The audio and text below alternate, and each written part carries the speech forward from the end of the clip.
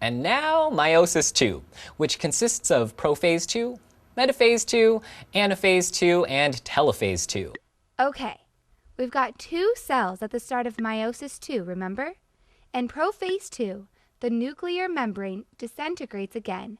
In metaphase II, the chromosomes line up on the equator of the cell once again, and the spindle fibers connect to the chromosomes at the centromeres. In anaphase II, the spindle fibers pull apart the chromatids, and they each head to a different end of the cell. They are now considered one chromosome, like one whole person. In telophase II, the two daughter cells split apart via cytokinesis, and we've got 4 new cells. These are gamete cells, or sex cells, otherwise known as sperm and egg cells. Notice that each of these cells has only 3 chromosomes, whereas the original cell had a total of 6 chromosomes. Gamete cells are haploid, or half the number of the original. That's 1N. These guys have their own bank accounts now, and their own email addresses, and their own votes. Yeah, we do. That's right. Woo! So back to that question, why is meiosis necessary? Why go from diploid to haploid?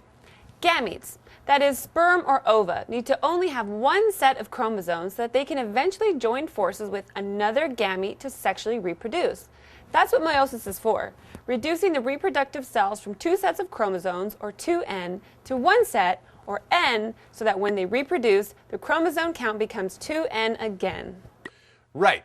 And so meiosis occurs somewhere between the time of your beginning as a fertilized egg in your mother's body and you're becoming a sexually mature adult, ready to reproduce. Well, that makes sense.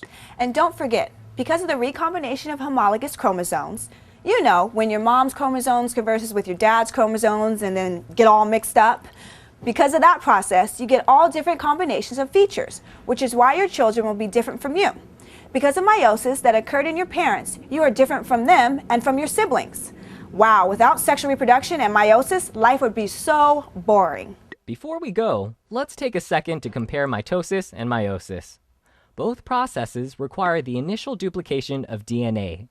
The main difference is that mitosis starts with one diploid cell and uses one division process to create 2 identical diploid cells, while meiosis starts with one diploid cell and uses 2 division processes to make 4 haploid daughter cells.